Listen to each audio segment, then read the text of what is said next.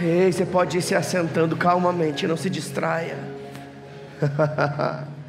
Oh, aleluia. Obrigado, queridos. Você fica comigo, Cíntia? Aleluia. Aleluia.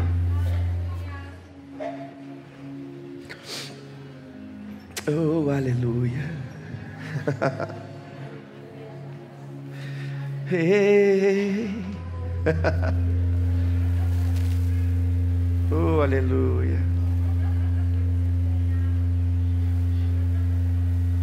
Ah. Amém. Vai dar tudo certo. Glória a Deus. Nós estamos novamente experimentando um aperfeiçoamento no nosso sistema de som, e por isso essas coisas são comuns acontecerem, queridos. Amém. Nós estamos melhorando a cada dia, e eu costumo dizer que não existe talvez igreja mais fácil para dizimar e ofertar do que o Verbo da Vida. Porque você vê as coisas acontecerem. Não sei se você passou pelos corredores, viu que tem forro novo sendo colocado. Nós trocamos todo o telhado da igreja. Havia goteiras aqui. Há um tempo atrás, algumas pessoas estavam sentadas e pingos caíam na sua cabeça. Elas achavam que era chuva de bênção, mas não era. Era goteira. E nós investimos e trocamos todo o telhado da igreja. Quase 50 mil reais. Agora estamos fazendo melhorias, trocando forro, trocando equipamento. Por que isso? Para te favorecer, querido. Você merece o melhor. Você é filho de Deus. Você é filha de Deus. E você merece o melhor. Amém? Você não fica feliz por isso? Amém. Glória a Deus. Então, se prepare para um tempo onde nós vamos experimentar coisas extraordinárias da parte de Deus.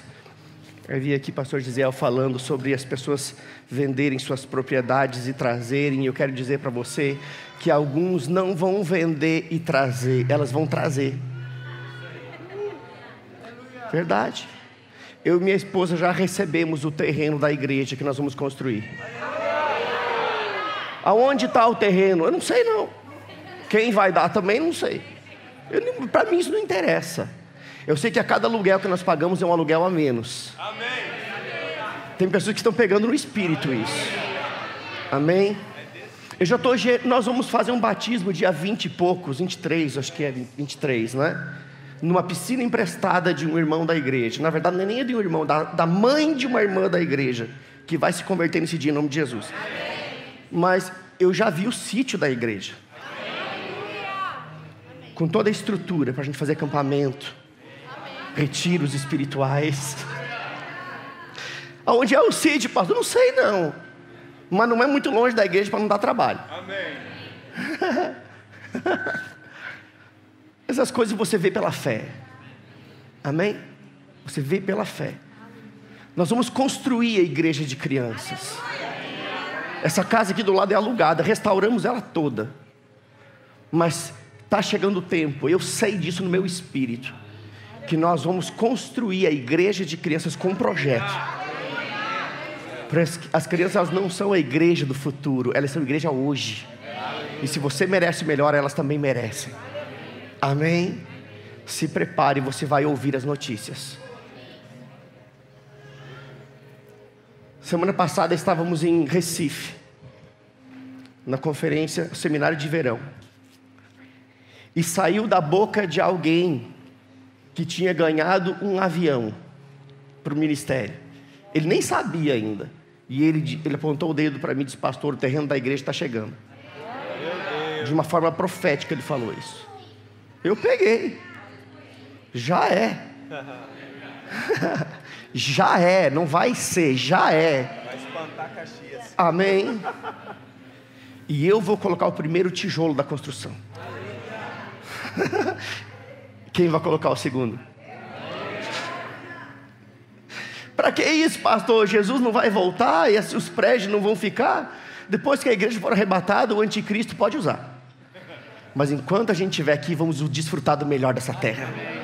Amém? Vamos mostrar para aqueles que não conhecem o Senhor o quanto o Senhor tem sido bom conosco. Amém, queridos? Glória a Deus por isso. Mas hoje é um culto de ceia, e você, né, sabe que é quase doutrina, mas não é doutrina não. Que todo primeiro domingo de cada mês nós participamos do memorial da ceia. E foi escolhido esse dia por uma forma de logística mesmo, de organização, mas não tem nada na Bíblia que diga que tem que ser o primeiro domingo do mês. A Bíblia diz que pode ser toda vez que os crentes se reúnem, eles podem participar da ceia, mas nós fazemos isso uma vez por mês. E ceia de fato é um culto especial, onde nós celebramos um memorial. Que memorial? O memorial da nossa aliança com o Senhor. Não é um ritual, é um memorial. Diga memorial. Não é ritual não, queridos. Sabe, queridos, um ritual, ele fala apenas de uma prática religiosa. A prática da religião estabelece ritos, protocolos. É por isso que a ceia não é um ritual, é um memorial. O memorial é diferente. O memorial, ele fala de uma de uma atitude de honra. O memorial fala de uma atitude de fé em cima daquilo que Cristo fez. Quando nós celebramos a ceia do Senhor, nós estamos honrando a obra da cruz. Nós estamos declarando publicamente a nossa fé na obra da cruz. E é por isso que é um memorial. Então eu quero começar o culto de hoje lendo um texto que normalmente nós lemos do final. Abra comigo a sua Bíblia, 1 Coríntios capítulo 11.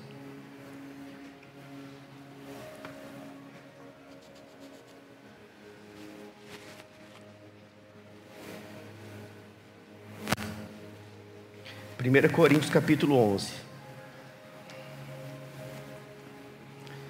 Se quiser tirar os retornos, Miro, fica à vontade, tá? Porque tá dando uns negócios estranhos aqui, eu diminui bem. Eu grito um pouco e vocês me aguentam e vai dar tudo certo.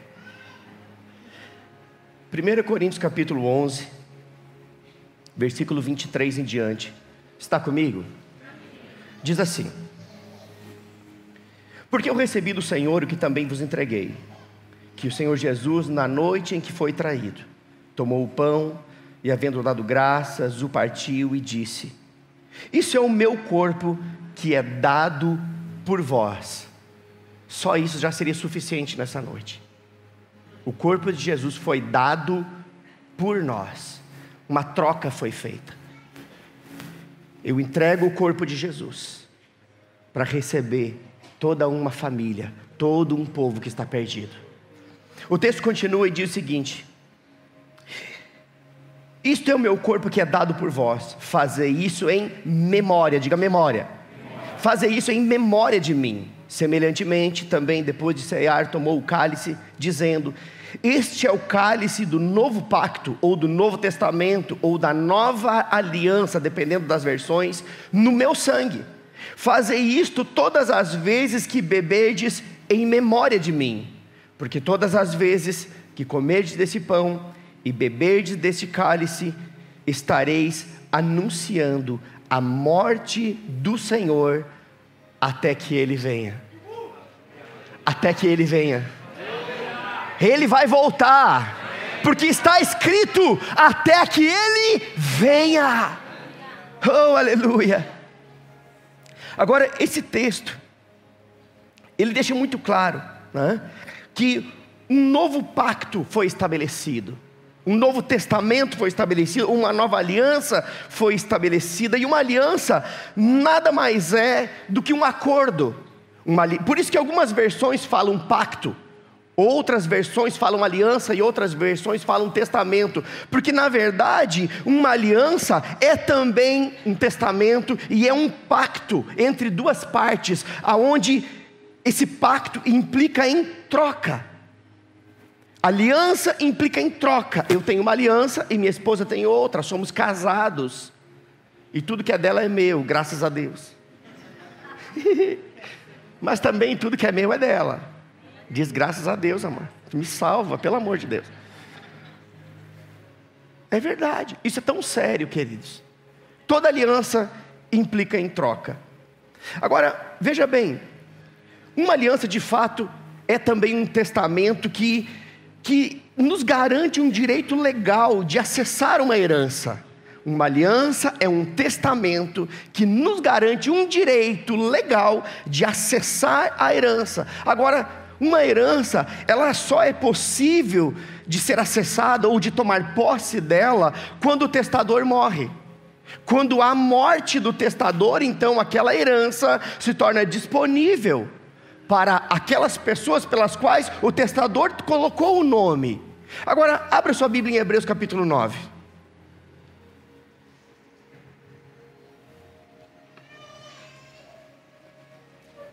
Hebreus capítulo 9.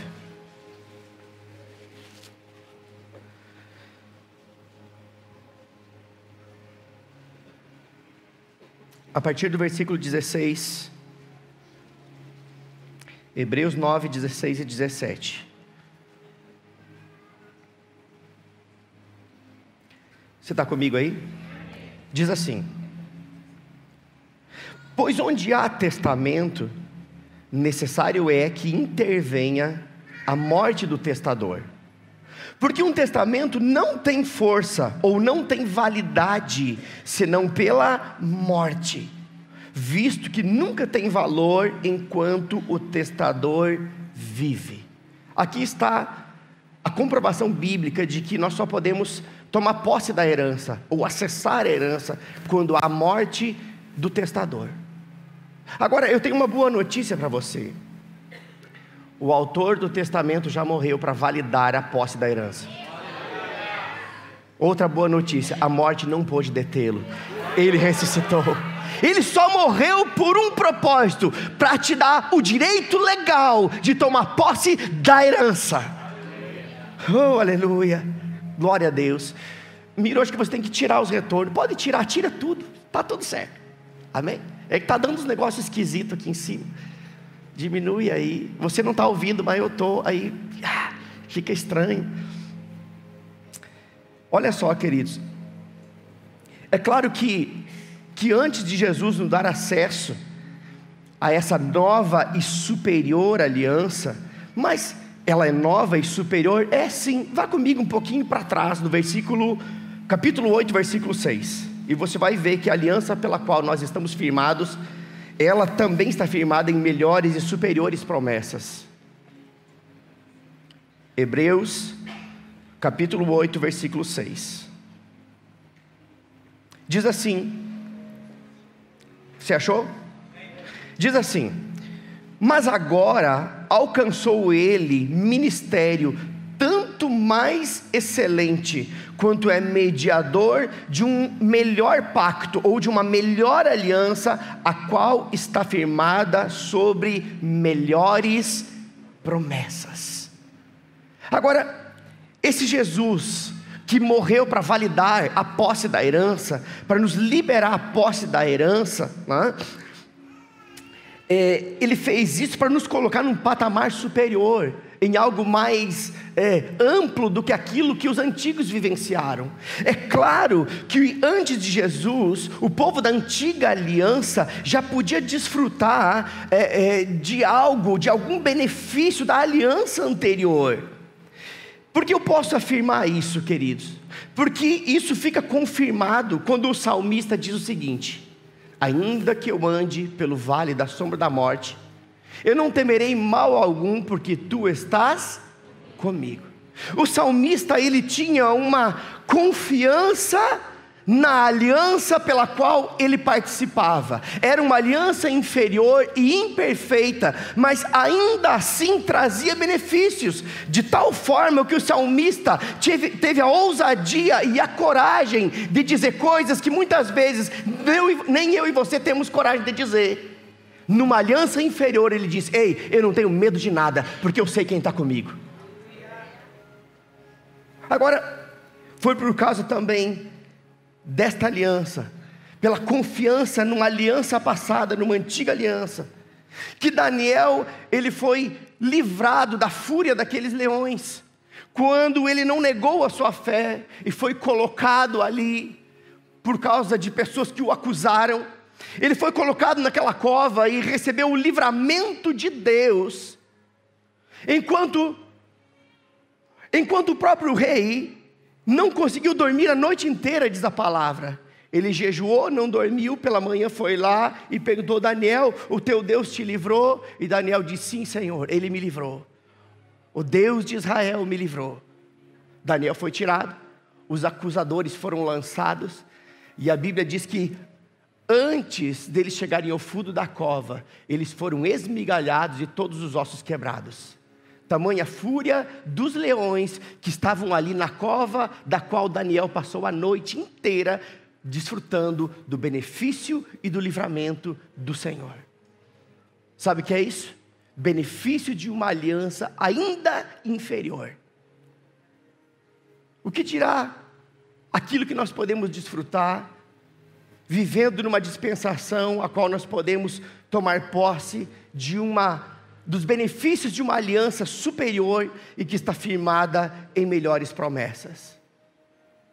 Outro exemplo daquilo que os antigos desfrutaram como benefício da aliança pela qual eles viveram,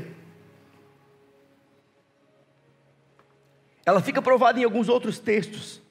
Eu não sei se você lembra daquele texto de Sadraque, Mesaque e Abdenego, que foram lançados ali naquela fornalha ardente, e a Bíblia diz que aquela fornalha foi aquecida 7 vezes mais do que o comum.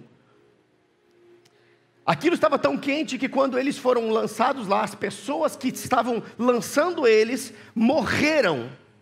Tamanho era o calor que saía dali. E sobrenaturalmente, por causa da aliança que eles estavam, eles receberam o livramento de Deus. O que eu quero dizer com isso? Que talvez, ainda hoje, você tenha sido espremido de alguma forma, colocado na fornalha de outra forma, mas nunca esqueça que o quarto homem estava lá. Amém? E é o mesmo que está aqui. E é o mesmo que habita dentro de você.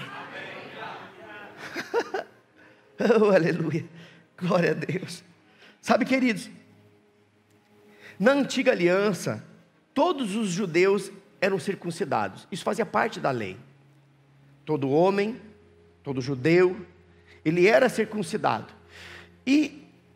Ou seja, a circuncisão era de fato a marca da aliança. Naquela época, a aliança tinha uma marca. Que marca era? A circuncisão. Então, cada homem judeu carregava no seu próprio corpo a marca da aliança que ele tinha com Deus.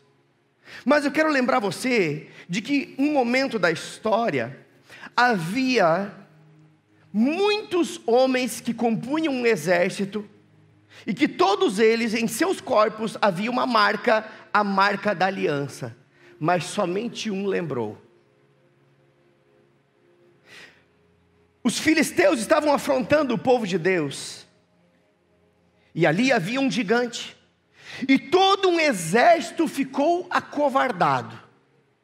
Mas houve um homem que lembrou que tinha uma aliança. Na verdade todos tinham, mas um homem lembrou que tinha uma aliança. E enquanto todos estavam acovardados, ele se levantou na ousadia e na confiança do Deus da aliança e disse: quem é esse incircunciso filisteu para afrontar o exército do Deus vivo? Quando ele diz este incircunciso, ele estava dizendo: ei, ele não tem aliança, eu tenho. Ele é incircunciso, eu sou circuncidado. Eu carrego no meu corpo as marcas da aliança. Ele não. Quem é você, seu incircunciso, para afrontar o exército do Deus vivo? O que eu quero dizer com isso? Que no meio de milhares de pessoas que carregavam em seus corpos a marca da aliança do Deus de Israel, apenas um lembrou, e porque ele lembrou, ele confiou, e porque ele confiou, ele obteve vitória.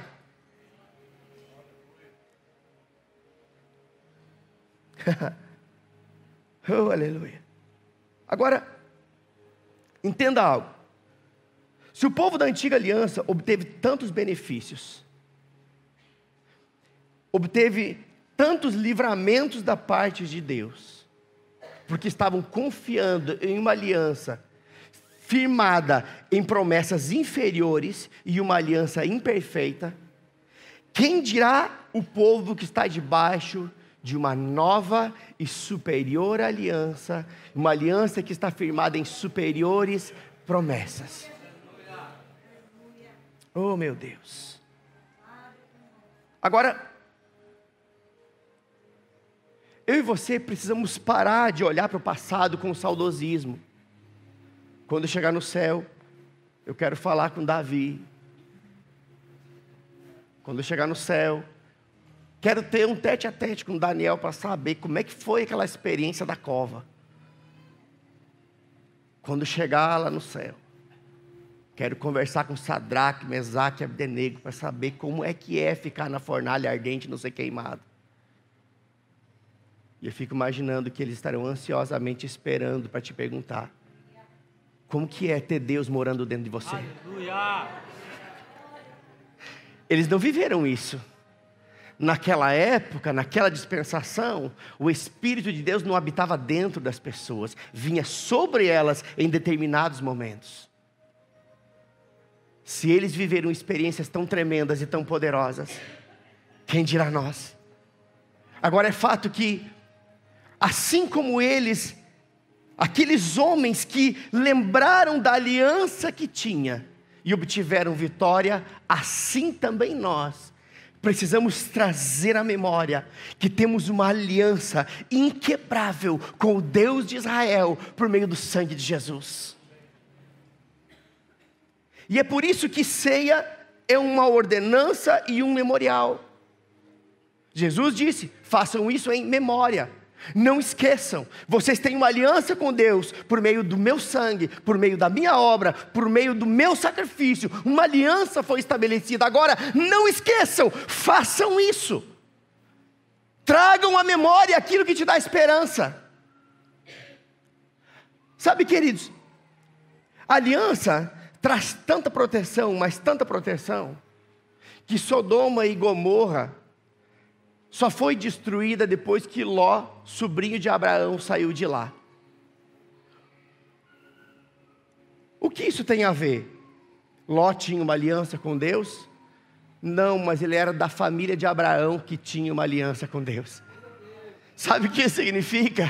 Que quando nós temos convicção da aliança que temos com o Senhor, os benefícios dessa aliança, elas atingem todos os nossos familiares, toda a extensão da nossa família. Eles recebem os respingos das bênçãos que estão sobre nossas vidas.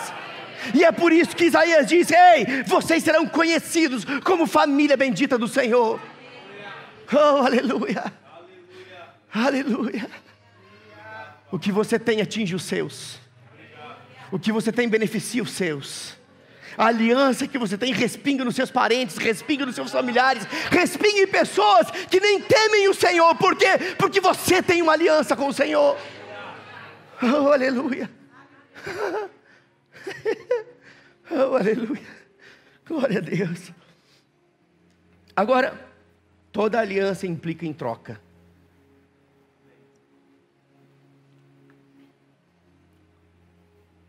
Então, para que Jesus pudesse estabelecer essa aliança, primeiro ele teve que se identificar.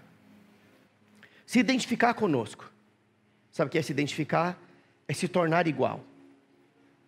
Ele teve que se identificar conosco, para que então pudesse nos substituir. Jesus, o Filho de Deus, ele era Deus. O Verbo estava com Deus e o Verbo era Deus. Mas Jesus, deixa eu dizer algo para você. Alguns acham que Jesus iniciou quando ele nasceu. Não. Jesus já existia desde a criação. Ele era a palavra. O que aconteceu foi que num determinado momento da história, a palavra se tornou carne, habitando num homem. E ali começou o ministério terreno de Jesus. Mas ele era Deus, estava com Deus, tudo foi feito por meio dele, e sem ele, nada do que foi feito se fez. Agora, esse Jesus que era Deus, ele precisou deixar de ser Deus, se identificar com o homem, para que então ele pudesse nos substituir, porque toda aliança implica em troca. Abra sua Bíblia em Filipenses capítulo 2.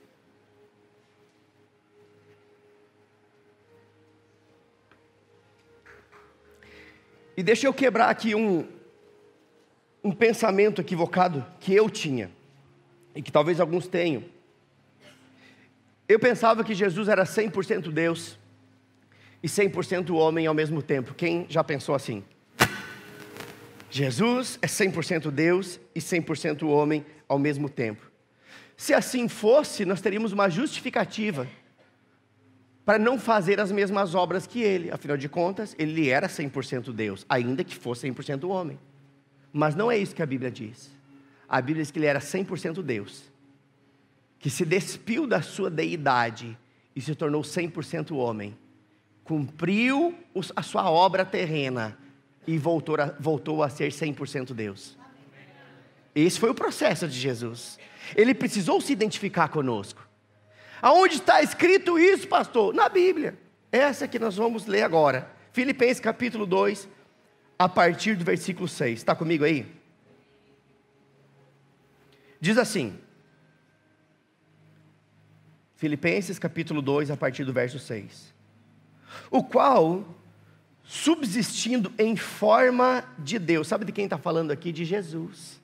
O qual, subsistindo em forma de Deus, ele era Deus, não considerou o ser igual a Deus coisa que se devia aferrar ou apegar, mas esvaziou-se de si mesmo, tomando a forma de servo, tornando-se semelhante aos homens, e achado na forma de homem. O que esse texto está dizendo? Que Deus se tornou a semelhança do homem, humilhou-se a si mesmo, tornando-se obediente até a morte e morte de cruz. Sabe, queridos, para mim, esse texto, ele revela o ato mais extraordinário de Deus. Mas o ato mais extraordinário de Deus não foi abrir o mar vermelho, não foi abrir o Jordão, fazer cair maná do céu. O ato mais extraordinário de Deus não foi por meio de Jesus curar os enfermos, libertar os cativos, promover a salvação. Todos esses foram atos extraordinários. Mas o ato mais extraordinário de Deus foi Deus se fazer homem. Não, talvez você não conseguiu pegar aqui o que eu estou querendo dizer. Deus, ele se fez homem na pessoa de Jesus. Jesus era Deus, igual a Deus, fez a obra da criação com Deus, mas ele precisava se identificar com o homem para que pudesse substituí-lo. Como isso foi resolvido? Deus se fez homem na pessoa de Jesus. Você consegue mensurar, imaginar o que é isso? O autor da vida, o Criador do céu e da terra, aquele que já era desde o princípio, este que é Deus, ele se fez homem na pessoa de Jesus. Sabe, queridos, aqui está a diferença entre a religião e o evangelho. Eu quero que você pegue isso. Na religião, o homem se esforça para ser honrado como Deus, reconhecido como Deus. Na religião, o homem faz o possível para se tornar um semideus e ser reconhecido pelos homens. A religião faz isso. E o evangelho diz que Deus se fez homem para se identificar conosco. Sabe, queridos, essa é a beleza do evangelho. Nós não somos diferentes. É claro que eu sou muito mais bonito que você, mas não é disso que eu estou falando. Isso para mim está certo. Eu estou falando, querido, que para Deus nós não somos diferentes. Nós somos a sua família, e Deus não tem filhos prediletos. Então, não importa o cargo ou a função que você ocupe no corpo de Cristo, ou talvez nem ocupe função nenhuma, e você só congrega, ainda assim, todos nós somos amados de Deus. Haverão pessoas que nunca irão liderar, que nunca irão servir trabalhando na igreja. Elas serão ovelhas, e Deus respeita isso. Nem Deus cobra que seja diferente. Porque Deus respeita os limites de cada um. O que eu estou querendo dizer com isso é que qualquer coisa que faça o homem se autopromover e se colocar em evidência e buscar a honra dos outros é religião. Religião é o homem querendo ser Deus. O Evangelho é Deus se tornando homem. Oh, meu Deus. Oh, aleluia. É por isso que Jesus pode ser o substituto perfeito.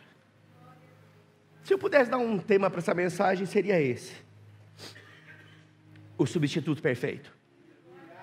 Diga comigo, o substituto perfeito.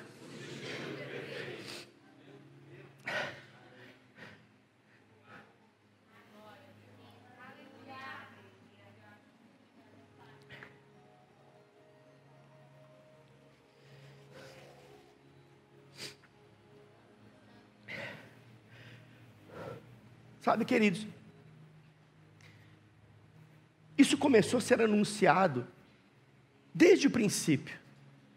Tão logo o homem pecou, a Bíblia diz que um animal inocente teve que ser sacrificado para cobrir a nudez de Adão, ou para cobrir o pecado de Adão. Ou seja, um animal inocente teve que morrer para cobrir o pecado de alguém que errou. Sabe o que é isso? Isso é uma figura de linguagem de algo que viria a acontecer há mais ou menos 4.000 anos depois desse fato, quando o Cordeiro inocente de Deus teve que morrer para pagar o preço do nosso pecado. O Evangelho começou a ser anunciado desde o início de Gênesis, porque esse sempre foi o plano de Deus, que tivéssemos comunhão plena com Ele, lavados, remidos, restaurados, ligados. Agora, entenda algo.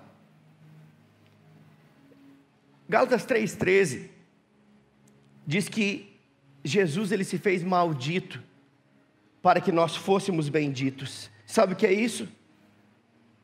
Substituição, diga substituição. A obra da cruz, ela poderia ser resumida dessa forma: identificação e substituição. Diga identificação, substituição. Resumo da obra da cruz: Deus se identificou com o homem, se tornando o homem como nós, para que então Ele pudesse nos substituir, pagando o preço do pecado para nos justificar. E é por isso que 2 Coríntios 5,21 diz: aquele que não conheceu o pecado, quem era esse? Deus o fez pecado em nosso lugar, para que nele nós fôssemos feitos justiça de Deus. O justo se fez pecado para que o pecador fosse justificado. Sabe por quê? Aliança implica em troca. Gálatas 3,13 diz que ele, maldito todo aquele que for pendurado no madeiro. Quem foi pendurado no madeiro? Jesus. Ele se fez maldição em nosso lugar, para que as bênçãos de Abraão pudessem chegar até nós. Sabe o que é isso? Substituição. Se identificou para que pudesse nos substituir. Agora, a Bíblia inteira, ela fala sobre isso. Na antiga aliança, eu estou fazendo um paralelo entre a antiga aliança e a nova aliança. Você está percebendo isso? Porque nós estamos firmados numa nova e superior aliança, que está firmada em melhores promessas. E nós precisamos separar, distinguir uma da outra. Na velha aliança,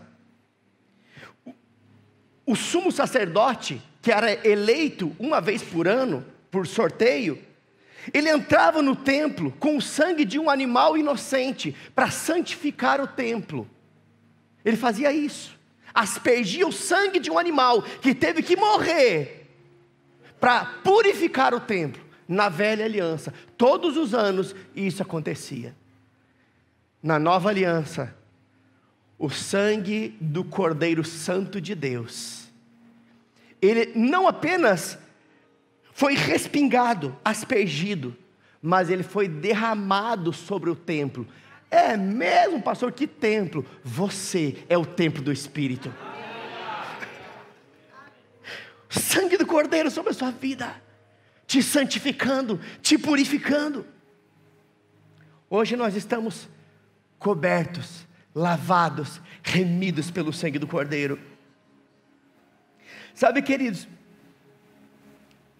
na antiga aliança, a casa daqueles que sacrificavam um cordeiro e passavam no umbral da porta a marca do sangue daquele cordeiro que foi imolado, quando o anjo da morte passava, eles eram livrados dos danos, porque o anjo da morte percebia: tem a marca do sangue no umbral da porta, não posso fazer nada com eles. Eles eram protegidos por causa de uma marca do sangue de um animal inocente que morreu, para que o anjo da morte soubesse que ali havia um povo que tinha uma aliança.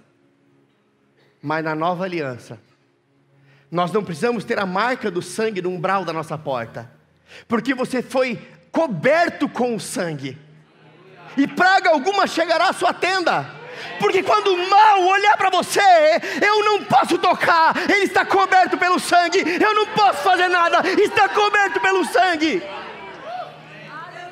Praga alguma vai chegar à sua tenda. Não tem expectativa de coisas ruins. Amém. Sabe por quê? Porque você tem a marca do sangue sobre você. Você é a casa espiritual de Deus. Você é o santuário do Altíssimo. Você é o templo do Espírito Santo. Oh, aleluia. E é por isso que a Bíblia é tão clara quando diz que aquele que nasceu de novo, o maligno não toca. Você nasceu de novo? Então o maligno não toca você. Oh, aleluia. Oh, aleluia. Ah, meu Deus. Ai, Jesus.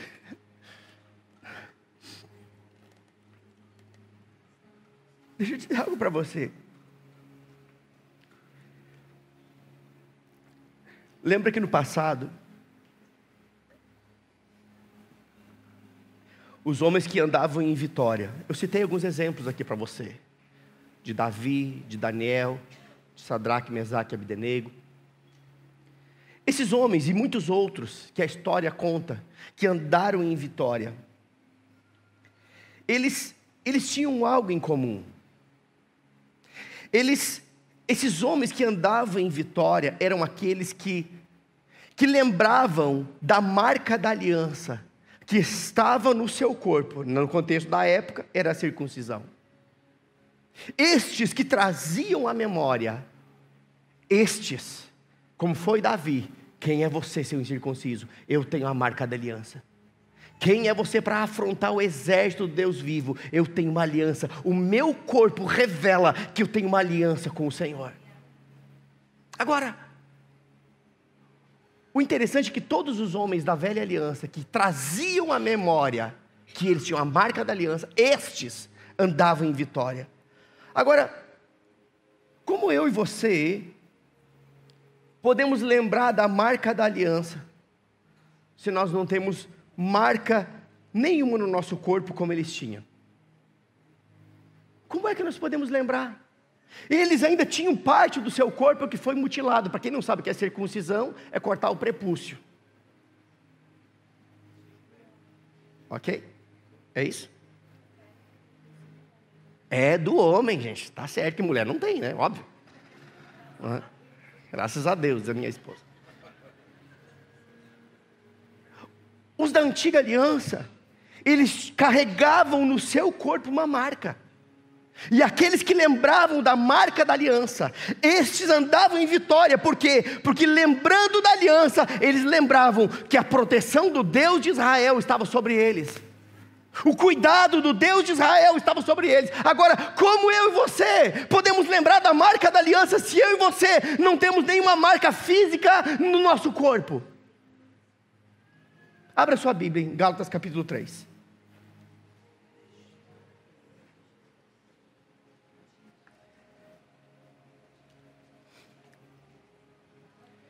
Gálatas capítulo 3, versículo 27.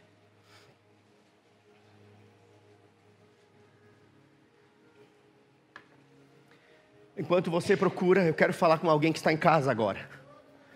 Vira para cá, meu querido. Quero falar com você que está aí na sua casa, nos assistindo pela internet.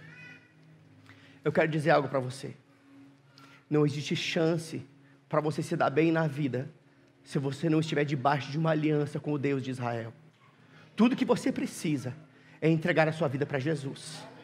Não deixe para amanhã. Você pode fazer isso aí na sua casa, aonde você estiver. Você não precisa de absolutamente mais nada, apenas confiar e entregar a sua vida a Jesus, porque é por meio dele que você participa desta aliança que nós estamos falando. Uma aliança que te protege, uma aliança que te guarda, uma aliança que te supre. E se você quiser, e se você puder, venha para cá e nós vamos cuidar de você, andar com você, te instruir no caminho da verdade. Só não fique alheio às coisas que Deus quer fazer na sua vida.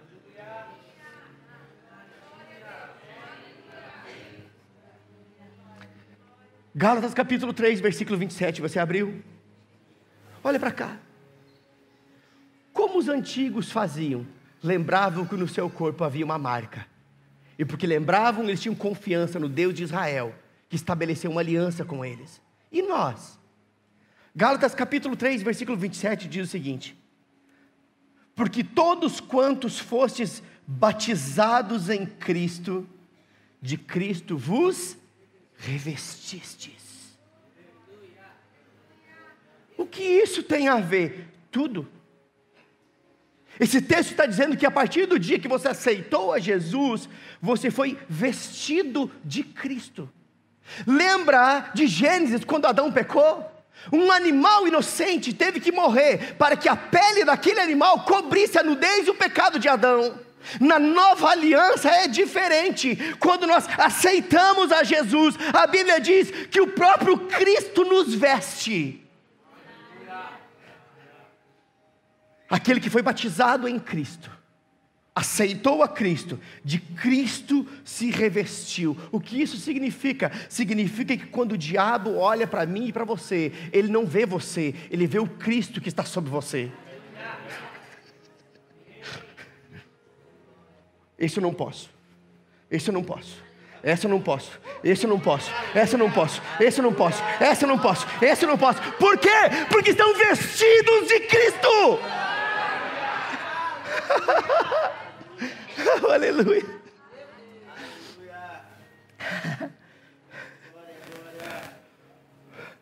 Estamos vestidos.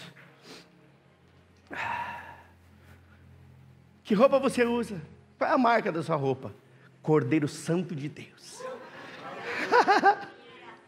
Aleluia. Glória a Deus. Sabe, querido, às vezes eu peço para você levantar suas mãos. Levantar as mãos é uma atitude de rendição. Não é uma doutrina, é uma atitude de rendição. Mas quando nós levantamos as nossas mãos, sabe o que nós estamos fazendo? Apresentando as marcas das mãos de Cristo através das nossas mãos. Porque se estamos vestidos de Cristo, quando levantamos as nossas mãos, o que aparece não são as nossas, mas as mãos furadas do Cristo que nos salvou. Nas mãos dele está a marca da aliança. Ele foi furado para que você não precisasse ser crucificado.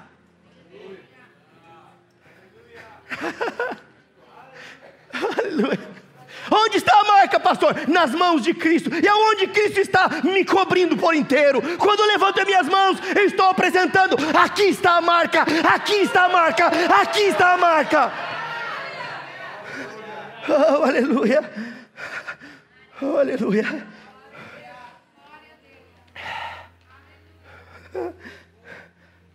Mas toda aliança implica em troca.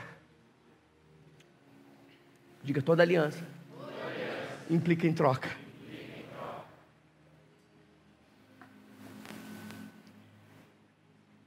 Então foi por isso que Jesus foi chamado de Filho do Homem. Você nunca parou para pensar por que Jesus foi chamado de Filho do Homem? Porque Ele trocou de lugar. Ele foi chamado de Filho do Homem para que você pudesse ser chamado de Filho de Deus. Jesus, no momento da crucificação, aquele que chamava: Pai, eu sei que tu sempre me ouves. Jesus foi crucificado porque chamava Deus de Pai. Os religiosos não aguentavam isso. Como um homem pode chamar Deus de Pai? Em toda a história nós vemos Jesus chamando Deus de Pai. Mas no momento da crucificação, Ele não chama de Pai. Ele diz: Deus meu, por que me desamparaste? O Filho chama seu Pai de Deus, para que nós pudéssemos chamar Deus de Pai.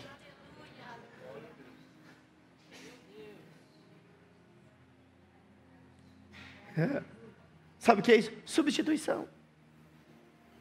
Nesse exato momento, quando Jesus disse: Deus meu, por que me desamparaste? Ele não estava mentindo. Ele ficou distante de Deus por 3 dias, para que eu e você pudéssemos ser aproximados de Deus pela eternidade. Sabe o que é isso? Substituição. Como é que nós poderíamos nos aproximar de Deus? Porque seu Filho foi distanciado de Deus por 3 dias. Diga: substituição. Oh, aleluia. Tem mais. Jesus foi vendido, não foi vendido? Judas o vendeu. Quem lembra disso?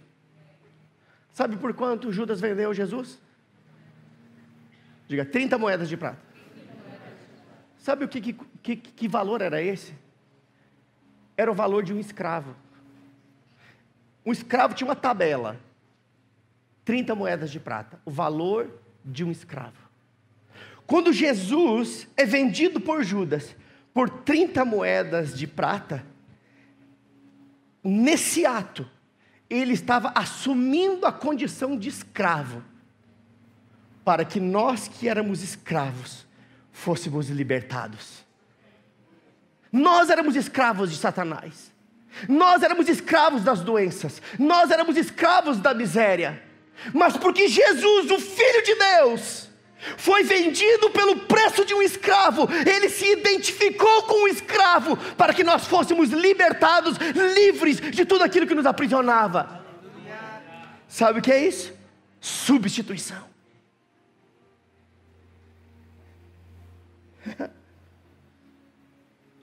Agora,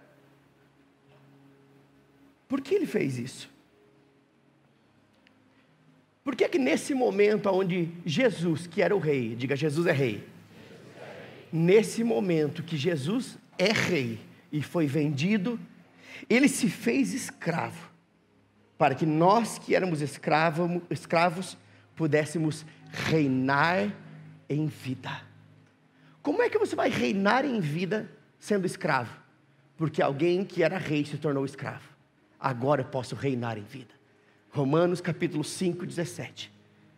Aqueles que receberam a abundância da graça e o dom da justiça reinarão em vida, por um só, Jesus Cristo. Não é reinar sobre pessoas. Sabe o que eu acho interessante? É que aqueles que criticam aquilo que nós pregamos, não, esse povo está dizendo que os crentes têm que reinar em vida, são os mesmos que reinam sobre as pessoas, governando, manipulando e dominando. Mas o que eu estou falando aqui não é de você reinar sobre pessoas, é reinar sobre circunstâncias, reinar sobre problemas, reinar sobre as adversidades, reinar sobre as oposições, reinar sobre as trevas. Você nasceu para ser rei. Aleluia!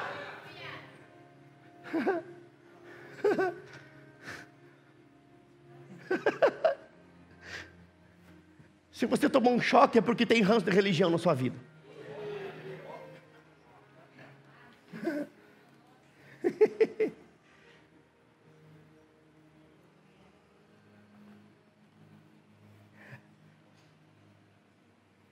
Ah, pastor, não é bem assim não. Eu vou provar para você que é. A Bíblia diz em 1 Pedro 2,9 que Deus nos constituiu em Cristo reis e sacerdotes. E é por isso que Jesus é chamado em Apocalipse de Rei dos Reis.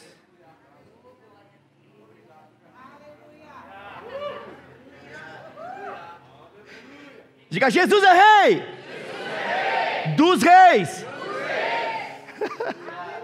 Você precisa mudar a sua mentalidade. Não tem uma mentalidade miserável. Pastor, a vida é assim, eu nasci assim, vou viver assim, vou morrer assim. Só falta dizer, Gabriela. Não. Você não nasceu assim. Você pode ter se tornado assim, mas não vai ficar assim.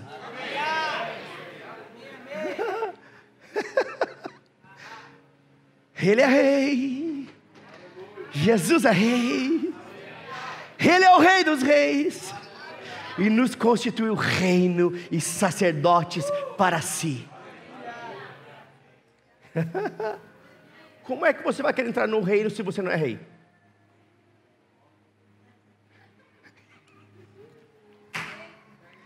Não, pastor, eu não aceito esse negócio de ser rei, não. Então fica de fora do reino, porque o reino é para reis. Eu dou umas lapadas, mas eu te amo.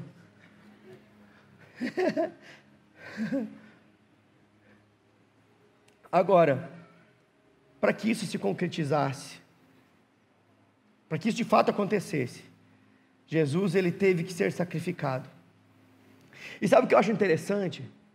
Quando o sacerdote, aqueles que acusaram Jesus, aprisionaram Jesus, olham para Jesus e dizem, ele tem que morrer.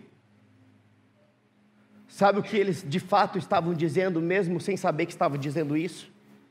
Ele serve para o sacrifício. Porque nele não havia mancha, não havia pecado. Nele não havia nada, porque no contexto da época, um cordeiro para ser sacrificado, ele não podia ter mancha alguma, ele não podia ter defeito algum, ele tinha que ser perfeito, fisicamente falando. Quando o sacerdote, os religiosos da época olham para Jesus e dizem, ele tem que morrer, na verdade eles estavam dizendo, ei, ele serve para o sacrifício. Aí Pilatos olha para Jesus e diz o seguinte, eu não vejo nele nada que seja digno de morte. Eu não vejo nada nele que ele mereça morrer. E quando Pilatos diz isso, eu até acredito que ele teve uma boa intenção de querer livrar de Jesus. Mas sabe o que Pilatos estava fazendo? Estava testificando, confirmando, ele serve para o sacrifício. Porque nele não há dolo. Eu não vejo pecado nele. Sabe quem disse isso? Pilatos. Ele estava confirmando. Ele serve. Não há pecado. Tem que ser um justo para pagar pelos injustos. Tem que ser um santo para pagar pelos pecadores. Tem que ser alguém que não tem nada de errado, que é perfeito para pagar o preço pelos imperfeitos. Ele serve.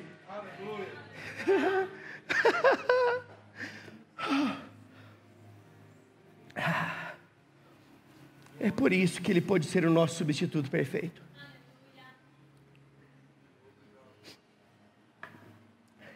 Sabe, querido, Isaías, 700 anos antes de Jesus encarnar,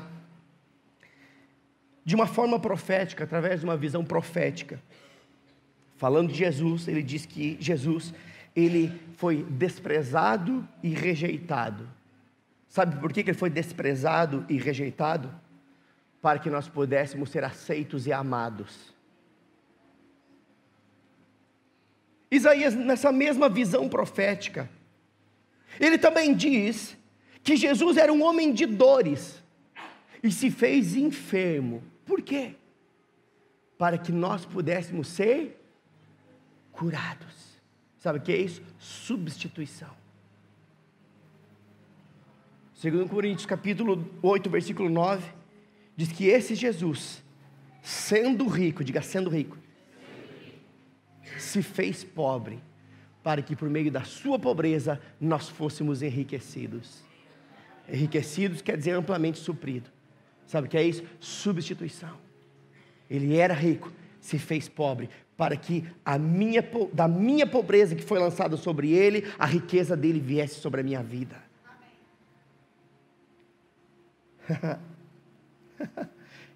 Eu vou ler para você um texto da palavra de Deus, de Isaías 53. O que eu estou falando aqui é Isaías 53, depois você leia na sua casa com calma. Mas eu quero ler para você na versão da Bíblia Viva. Então apenas acompanhe a leitura, a minha leitura, para você não se perder. A menos que você tenha essa versão. Mas eu vou ler Isaías 53, versículo 10 a 12, na versão da Bíblia Viva. Preste atenção, diz assim. Isaías 53, de 10 a 12, diz assim: apesar disso, o plano perfeito do Senhor exigia sua morte e seu sofrimento. Olha que interessante, diga plano perfeito. É por isso que ele foi o substituto perfeito, porque ele faz parte de um plano perfeito. Apesar disso, o plano perfeito do Senhor exigia sua morte e seu sofrimento. Mas depois de dar a sua vida como oferta pelo pecado, ele verá a sua posteridade e terá vida longa, e a vontade do Senhor prosperará em suas mãos. E quando ele puder ver o resultado do seu terrível sofrimento, verá a luz e ficará satisfeito. Através de tudo o que passou, o meu servo, o justo, fará que muitos se tornem justos diante de mim. Se eu fosse carioca, eu ia dizer: caraca! Se eu fosse mineiro, eu ia dizer: nu! Como eu sou gaúcho, eu digo: bah! Se fosse um paulista,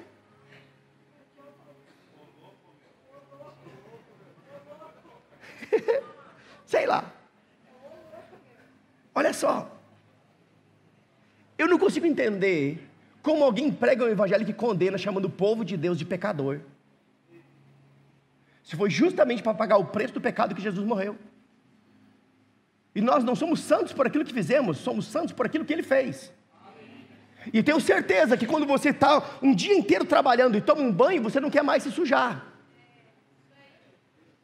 Você entendeu o que eu quis dizer? Porque Ele te lavou, você não quer mais pecar. A justiça de Deus sobre a sua vida não é uma aval para pecar e pedir perdão, é para gerar temor, para se manter santo, porque sem santidade ninguém verá o Senhor. Eu vou ler de novo esse pedacinho aqui.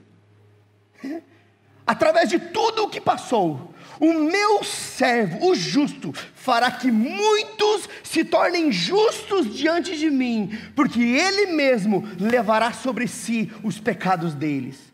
Por isso eu darei a Ele grandes honras, e Ele dividirá os despojos com os fortes, porque Ele entregou a sua vida à morte, foi considerado um pecador. De quem está falando aqui?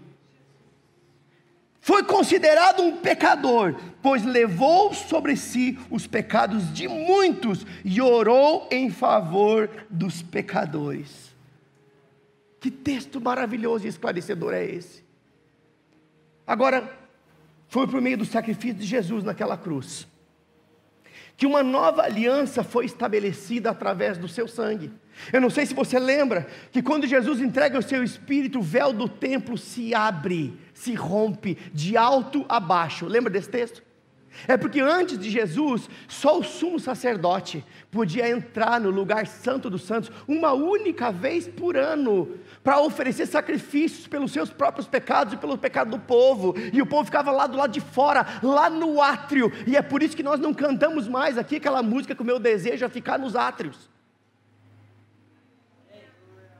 Meu desejo é estar nos átrios do Senhor. Não, eu me tornei o lugar santo dos santos. Desculpa se eu afrontei sua religião, eu não estou nem aí, vai se acostumando. O véu se rompeu, E na velha aliança, inferior e imperfeita, um único homem entrava uma única vez por ano na presença do Senhor, diante de uma arca. Mas quando Jesus entrega o seu Espírito, a Bíblia diz que o véu do templo se rompe de alto a baixo. E então Hebreus se cumpre, que diz: achegai-vos, pois, confiadamente ao trono da graça, a fim de serem socorridos em tempo oportuno. A partir desse momento, qualquer um que passou pela porta chamada Jesus, pode acessar o trono da graça. Mas não é só o sacerdote, é só o sacerdote. É por isso que ele te constituiu rei e sacerdote.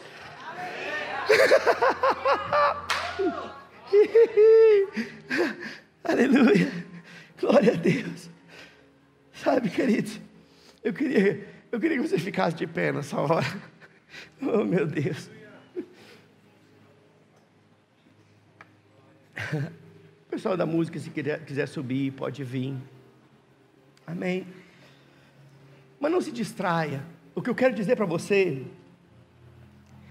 é que a Bíblia diz que todos aqueles que reconhecem a Jesus, ele diz o seguinte: eu sou a porta. Jesus disse isso acerca dele mesmo: eu sou a porta. Você está comigo? Não, olha o título que Jesus se deu. Ele disse: eu sou a porta. O que isso significa? Ninguém chegará ao Pai a não ser por Ele. É necessário passar por essa porta. E todos aqueles que passam por essa porta chamada Jesus, podem acessar a herança e desfrutar da aliança. Está disponível para qualquer pessoa que reconheça a Jesus como o Senhor da sua vida. Porque quem estabeleceu essa aliança não foi um animal, foi o Cordeiro Santo de Deus. E é só por meio dele que nós podemos desfrutar da proteção, da provisão, do cuidado que essa aliança nos proporciona. Só por meio de Jesus. Diga: só Jesus.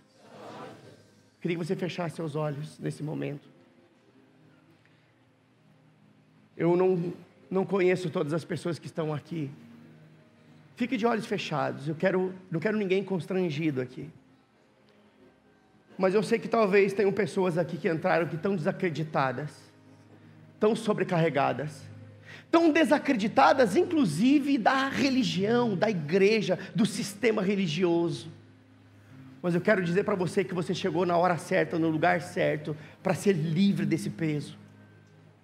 Mas talvez tenha pessoas aqui que nunca passaram pela porta chamada Jesus, até têm frequentado a igreja aqui e acolá, mas a igreja não te salva, o que te salva é Jesus.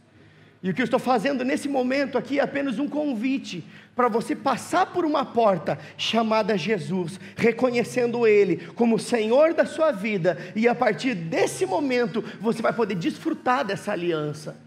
Talvez um dia você até já disse sim para Jesus, mas entende que agora você precisa reafirmar o seu compromisso com Ele, porque o seu entendimento estava errado. Talvez você estivesse espiritualmente frio, mas você entendeu: é o momento de eu reafirmar a minha aliança com o Senhor. Então, se você é essa pessoa que entrou nesse lugar e entende que você precisa entregar a sua vida para Jesus, não é para uma igreja, tampouco para um pastor, mas sim para Jesus. Se você é essa pessoa, eu tenho algo para dizer para você. O próprio Jesus disse: venham a mim os cansados, venham a mim os sobrecarregados, eu tenho alívio para eles. Sabe o que Jesus está querendo dizer? Ei, toma o meu fardo que eu pego o seu, eu te substituo, eu carrego o seu peso, para que você leve a minha leveza, e você vai encontrar descanso para a sua alma.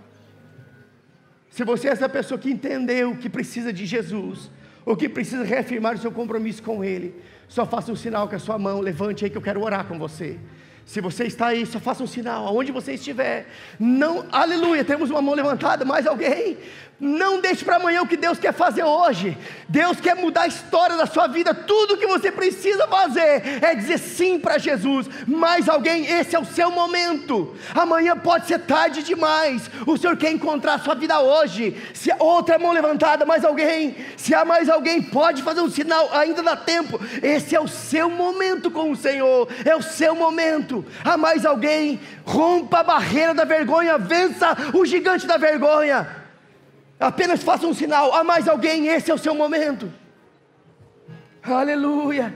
Eu vou pedir que você que levantou sua mão venha para cá. Eu quero orar com você. Venha para cá, venha para cá. Eu quero te dar um abraço, eu quero orar com você. A sua vida nunca mais vai ser a mesma. Pode vir, venha para cá.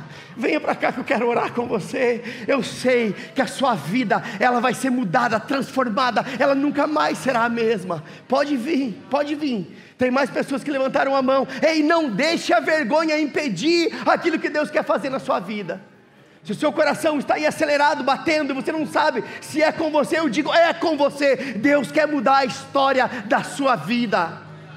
Se há mais alguém, venha, venha, venha, venha.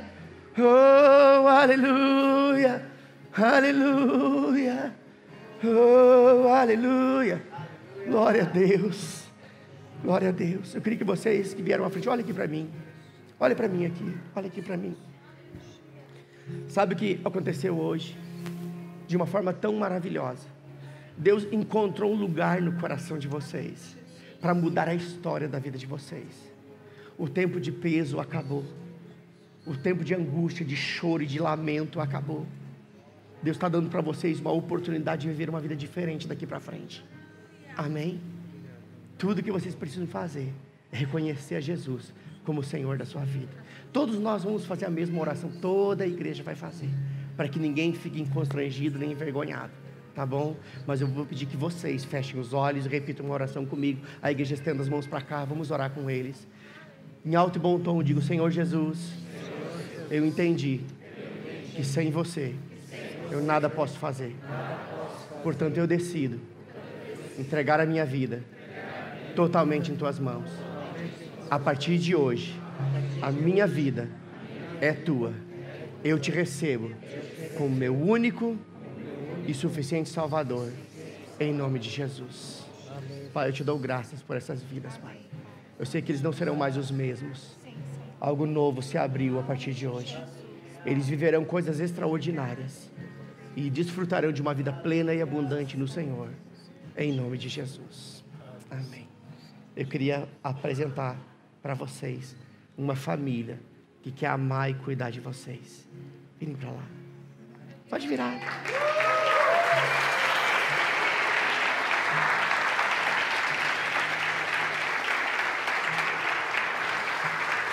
Glória a Deus. Glória a Deus. Eu vou pedir que eles fiquem aqui na frente. Amor, pode deixar eles aqui. Arruma um lugar aqui, nas cadeiras da frente. Cadeira da frente não é só para pastor, não. É só uma questão de organização. Não tem cadeira santa e cadeira menos santa, não. Amém?